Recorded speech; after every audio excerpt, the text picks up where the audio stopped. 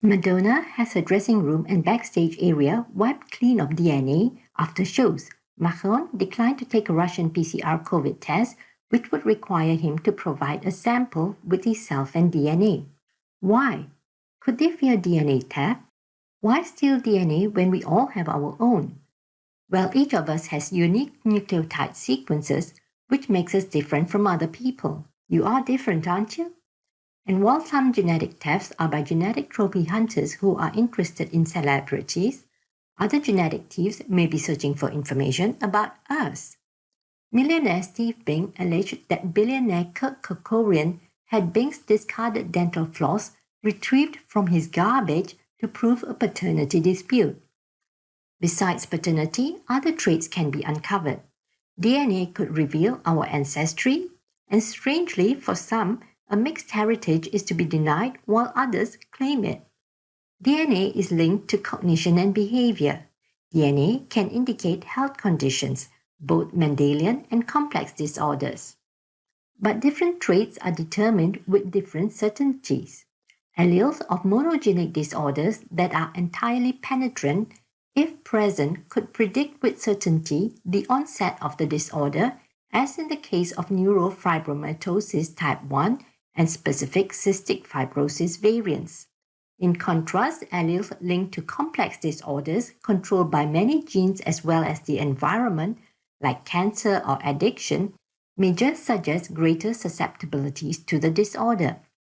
Where heritability is not complete, for example in alcoholism, having an allele linked to alcoholism does not mean that you will become an alcoholic.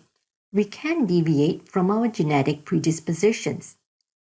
In spite of genetics not being deterministic, exposing the DNA information of a person could still be leveraged for social or political agendas.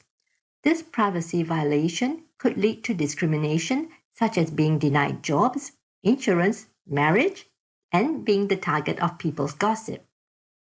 Genetic theft may also be for gain, as when John Moore's doctor tried to patent more cells containing his DNA, which had the code to produce valuable antibacterial and cancer-fighting proteins.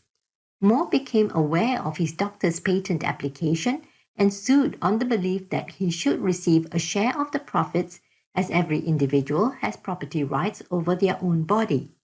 In July 1990, the California Supreme Court denied the existence of rights to control over cells of our own body, and John Moore lost the right to gain any profit from the sale of his cells. And while Henrietta Lack's doctor did not try to obtain financial gain from herself, the well-known healer cells, the family did have reservations of its use without permission. And to make matters worse, the subsequent publishing of the healer genome sequence, again without consent, raised concerns such as the possibility of the sequence being used to calculate the family's risk of disease and the potential health insurance implications.